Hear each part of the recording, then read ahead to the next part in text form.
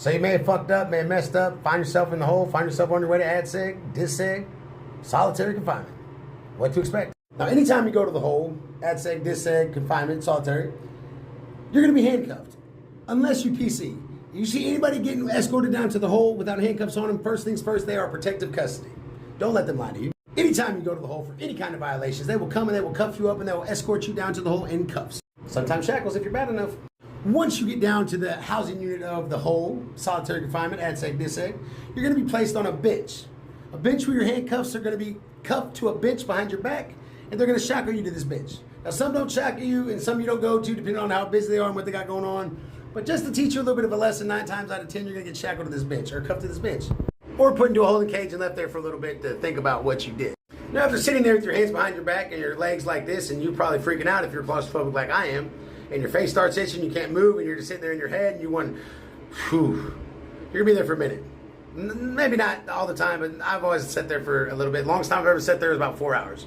Oh yeah, 4 hours. Now, once the officers got time or they decided you've had your timeout time long enough, they're going to come down there, they're going to unhandcuff you, they're going to take you to a room, they're going to strip you all the way down. How lovely. Once you get through the squat cough process and you're lifting your stuff and your mouth and all this other shit, they're going to give you ADSEG clothes, DISSEG clothes, solitary confinement clothes. It's usually going to be oranges or whatever it could be. Some leave you in your state grays, but it's going to be their clothes. And they're going to put you in a cell. You're going to be in a cell either by yourself or with somebody else. Usually 9 times out of 10 in Missouri, you're in a cell with somebody else. Unless you go in there and you start checking your cellies out, and then they'll just stop putting them in there and they'll respect the fact you're in a cell by yourself. While you're in here, keep in mind, you're going to starve to death. They serve breakfast like at 3:30 in the morning, sometimes earlier.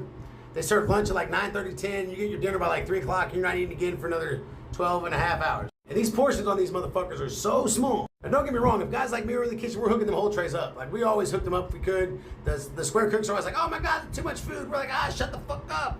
We did what we wanted to as long as we got away with it. 9 times out of 10, most of the time we talk them into letting us feed the guys down there because they know what it's like down in the hole. You're starving. But no matter how fat we hook these trays up, you're going to be starving. There's nothing beyond that. You're going to be hungry. Now, some holes nowadays in Missouri, they should have your tablets down there. Some holes don't. If they don't, you ain't got nothing but a book cart that may come around once or twice a week, and that's if you're lucky, if you can find a book worth reading that has all the pages in it at all. Now, I can't tell you what your length of your time is going to be because it's dependent on your violation and the severity of what you did. But let's just say, for instance, you got into a fight.